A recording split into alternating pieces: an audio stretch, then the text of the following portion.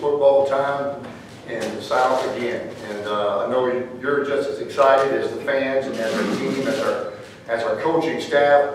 It's been a long summer. Our guys have worked awfully hard. Had some of those dog days of summer when you just didn't think the season would ever get here. And even some fans have told me that Coach can't wait for the season to get here. Well, it's here. Now I think we're, 26 days away from the opening kick. And so that puts a lot of a sense of urgency on our plate to make sure that we're preparing every single second of the day that we can to get our guys ready to play. Let me first by saying excited about this season, excited about our team, excited about our players returning.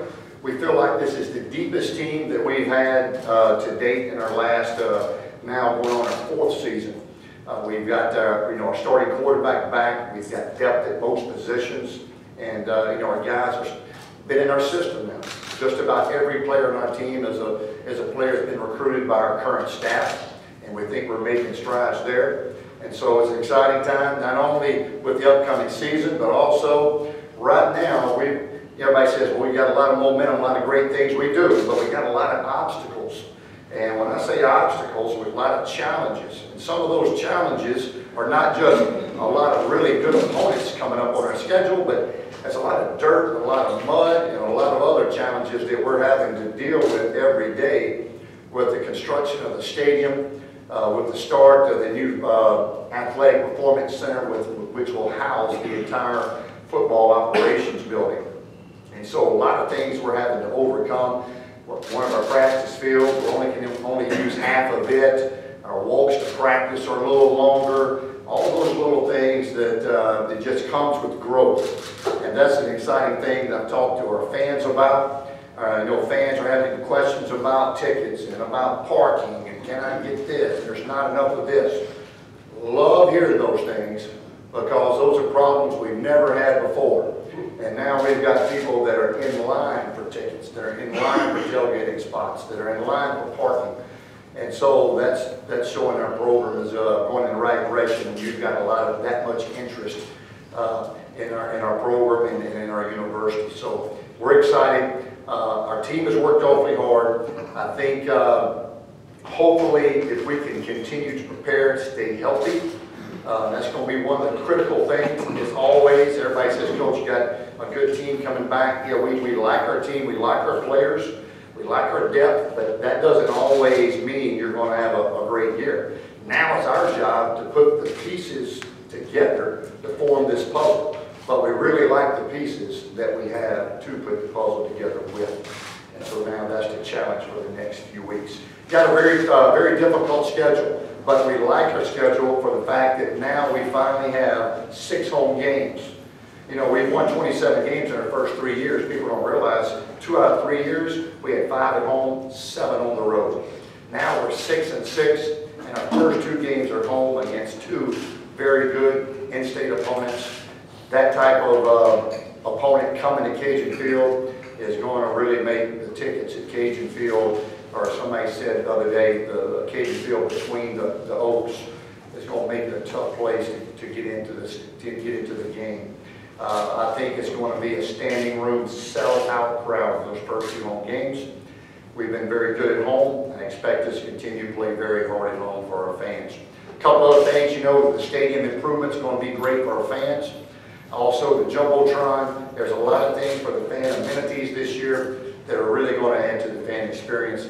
That's going to be exciting not only for our fans, but for our players. And so we're looking forward to all those things that will help create even more excitement for our team. Lastly, before I open up the questions, 3 years ago I stood right here, and the first question, I think it was mine, or somebody asked, was, Coach, you're ranked 120 out of 120. How does that feel? That didn't feel too good. But I love the progress that our team has made in the last 3 years. Now, in some polls, we're as high as high 30s, low 40s, and so we're making progress. We've got a goal, a lot of goals, and in order to reach all those goals, you got to take care of the first thing, and that's to win the first game. And we've got the SWAC champion Southern coming to town, who to me is a very good football team. They're well coached, they play hard, and they've got a lot of playmakers. And so, but I am excited about the progress of our program, but it's been because of so many people that has had a hand in our program, from the administration to the university to our faculty, our players, our coaches, support personnel, alumni, community. Everybody has joined the RCAF quarterback club, and everybody has helped making this thing possible. That's what's made it such a great ride, is everybody's had a hand in it. So with that, let me open up with any questions. Coach, what are the specific goals for maybe this week as you start practice off? Well, today is a good question. What are our goals for today's practice or this week? Well, we have a split practice today for two reasons. One, we want to get the veterans out and try to pick up where we left off, where we don't have to bring in all the new guys and you got balls flopping around and people going the wrong way. Our veterans know what to do. Then we bring in the rookies, the new guys, some of the down the line guys back this afternoon so we can evaluate those guys in a football setting. We've seen them lift weights, we've seen them run. We want to see who can block and catch and throw and break on the ball. So it'll give us a great evaluation early. So I would like after this week to be able to evaluate our new players. We've got some junior college players that are going to have to step in, hopefully with the offensive line. And then we've got a couple of receivers that we want to see if they're going to be able to get into the mix. So we want to evaluate some guys early to try to get our 2 deep settled as soon as we can and get our right pieces together as we get into week 2 and then week 3 and then in the game. Coach, how'd you feel today when first practice? You know what? I thought today's practice had as much energy or juice as any practice that we've had this year for the first practice. It was hot, but our guys came out there. They were really, we didn't even have to, we woke everybody up. When we got to the dorm, everybody's already up, heading out to the shuttles. They got up on their own. A lot of energy, a lot of juice, and it showed in practice. I thought we was really sharp for the first day. Sometimes the first practice looks like the first practice, but today I thought we looked a little bit ahead of schedule. Coach, it seems every year you have to have one freshman step up and get some pretty big plays. I know you haven't seen their pads, but just through workouts and kind of evaluations, who are some guys that will be in contention to maybe crack that 2 deep? Well, let me first say it's a couple of junior college transfers. Eddie Gordon is going to compete with Grant Horst at the center position. Both those guys should battle it out. Should be some great competition. Jeremy Sparks will be back in about a week. He'll be working the center position too. Donovan Williams is a guard. I think he is got the ability to give us some quality time.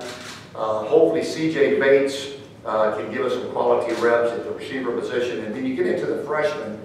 Just from evaluating the summer workouts, most of the time, the freshmen that can really help you are receivers, maybe defensive backs, or some guys on the defense side of the ball. Gabe Fusilier looked really good in the all-season program this summer. A couple of our defensive backs, Travis Crawford, Corey Turner, are some guys that I thought looked good at times. That's all the guys, but it's a lot easier to play at the skill position than it is at the offensive line position. As a freshman, some of the guys that sort of stood out. You talked about wanting to address the center situation quick. Are they still even going right now? Do you still hope to have it after the first scrimmage, or what do you think? Right now, Grant is going with the ones right off the bat. He's been here, went through spring ball, and he's going with the 2s, but they'll both get some reps with the 1s this week.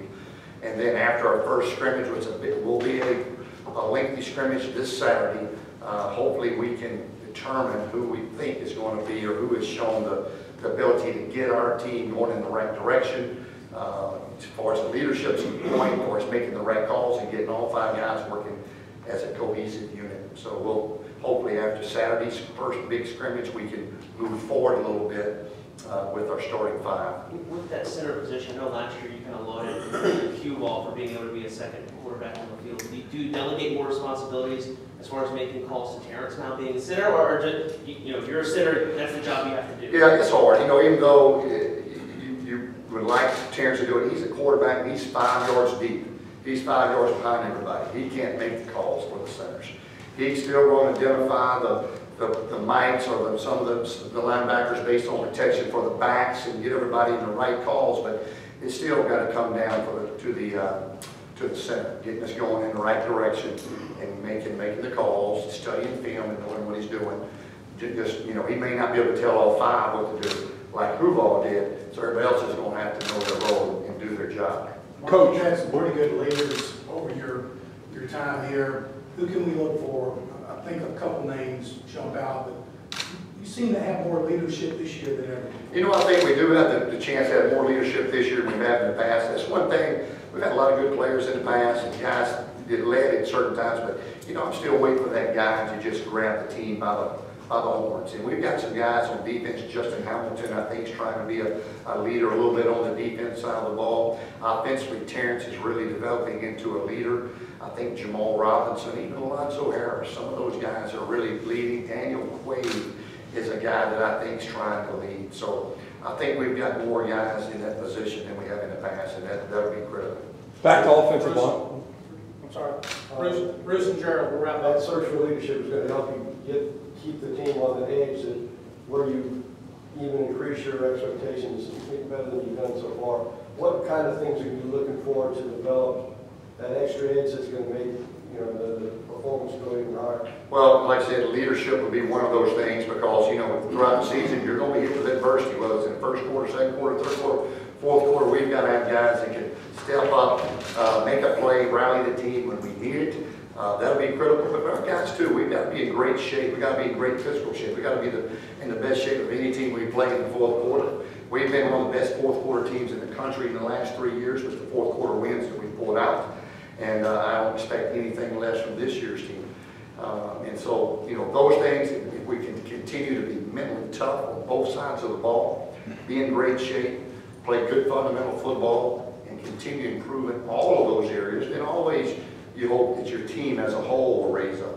You can't just raise up one part and never try to improve the rest of the pieces. So we want to improve in all areas: fundamentals, toughness, conditioning, execution. If we improve in all those, we'll be an improved football team. Gerald, last one. Coach, I know a lot of focus is on the center, but you got 4 guys returning, 2 of them being brothers. Can you talk a little bit about how important it is, you know, that there's 4 guys up there, not just one?